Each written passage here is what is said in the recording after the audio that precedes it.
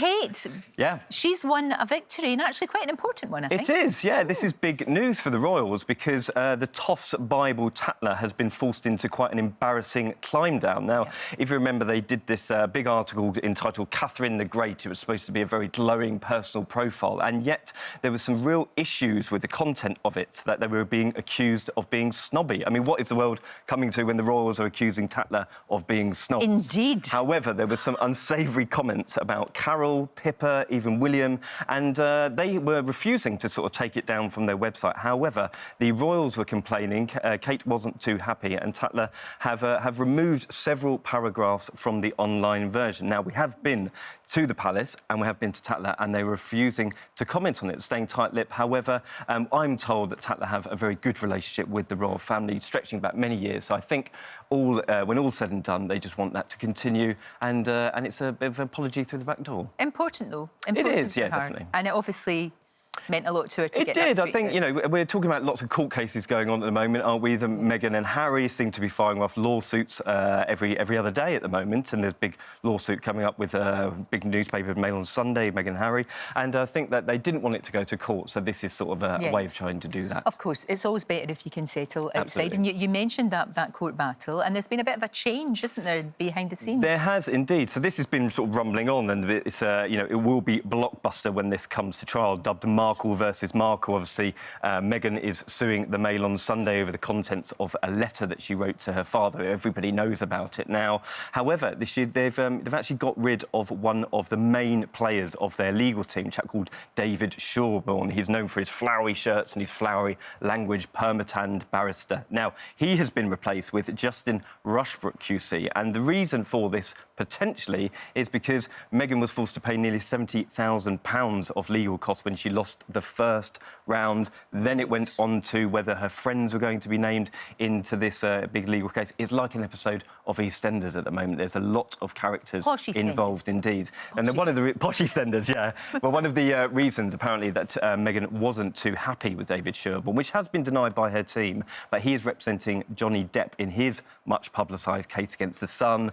All the allegations about domestic violence in that, so it was getting a little bit messy. So it is messy. It is very, very messy indeed. Messy. I wonder if she regrets taking this action. I don't know, because it does seem kind of, you know. Well, you know, on that point, I mean, I think that the royals are watching this very, very closely. Now, one of the main issues, Meghan had said that she was unprotected by the institution, and all this airing dirty laundry in public is not coming across very well indeed. And I think the people at the palace were hoping that they would go to America, find their solace in their sort of very, very nice $1 million mansion, and sign deals with Netflix, and away you go. But however, this is all still rumbling on, and it's not going to go any time soon. Sure. More pressure on Prince Andrew? Well, indeed. Talking about this, it isn't going anywhere. The long-running saga. I don't know if you should be checking your hairstyle. You should be checking where his passport is, because the FBI are still wanting to talk to him. Now, the US investigators obviously investigating these long-running cases to do with Jeffrey Epstein, his paedophile friend, and also his former friend, Ghislaine Maxwell, is languishing in a Brooklyn jail at the moment. Lots of people are coming out and speaking, and there's also a chap called Adam Perry, who was Jeffrey Epstein's chef. Now, he actually shared some flights on Jeffrey Epstein's private plane with Prince Andrew back in '99 and 2000. Now, he is cooperating with the FBI. Lots of other people are coming forward. The lawyers are saying more and more people are coming forward. This is heaping more pressure on Prince Andrew. So, you know, everybody is imploring him to speak, and it's not going to go away anytime soon. No, it isn't. Of course, we should say he denies all allegations. He denies all of that. He does. Now, look, probably one of the most important stories of the day. I know we are quite rightly fixated on COVID right now, but climate change. Absolutely. And Prince Charles, God love him.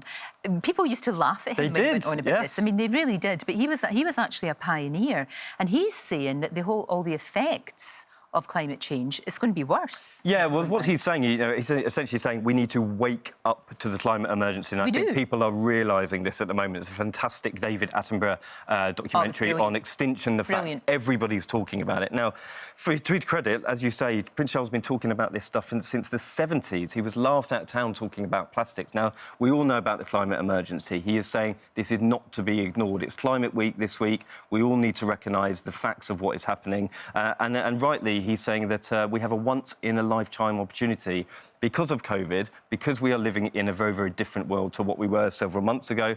This is the opportunity where we need to press the reset button and look at the way we are behaving. And certainly Charles is leading on the front on this. He's absolutely right. And if we don't, these viruses and these sort of things are going to happen again and again and again. Yeah, and they are... We've got an opportunity now. We have an opportunity. They are inextricably linked. They are. And we do need to try and press the reset button, look at the way we're all behaving, and I think Charles is totally right about what he's saying. And talking about the environment, Sophie and Edward have been doing their bit. This is another thing. This is another one of my bandwagons, is about litter. Definitely. And they've actually been doing their thing. Gosh, that's the first time I've seen the wee boy. Isn't he getting so big? Yeah, he's 12 really now. is. Lady Louise is 16. They're Nice growing up so much. So, yeah, the Wessexes were out on a beach in Portsmouth yesterday, and this is all part of the Great British Beach Clean. Is that Edward with a clipboard? He is. He looks like a geography teacher.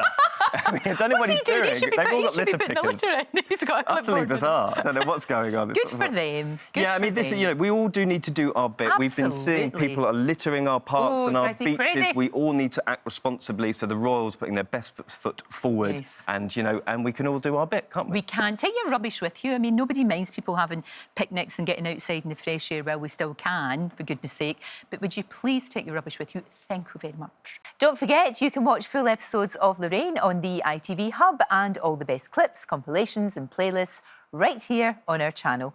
Just subscribe now and you'll never miss an upload. Click here to watch another video similar to this one, or click here to head to our channel's homepage to explore all of our exciting videos.